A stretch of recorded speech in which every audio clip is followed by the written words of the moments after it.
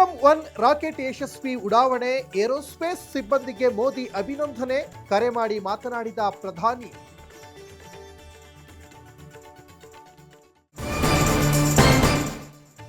ಮಲ್ಲಿಕಾರ್ಜುನ್ ಖರ್ಗೆ ಭೇಟಿಯಾದ CM DKShi, cabinet ವಿಸ್ತರಣೆ ಬಗ್ಗೆ ಚರ್ಚೆ, ಹೊಸ ಮುಖಗಳಿಗೆ ಅವಕಾಶ ನೀಡುವ ಸಾಧ್ಯತೆ.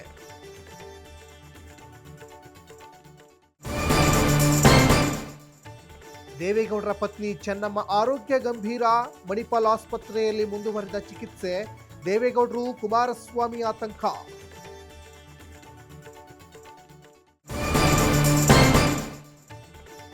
ಬಿಡಾಡಿ ವಾಹನಗಳ ಡೆಡ್ಲೈನ್ ಅಂತ್ಯ, ಟೋಯಿಂಗ್ಗೆ ಸಚಿವ ಕೃಷ್ಣ ಬೈರೇಗೌಡ ಚಾಲನೆ, ಮಲ್ಲೇಶ್ವರಂನಿಂದ ಕಾರುಗಳ ಎತ್ತಂಗಡಿ.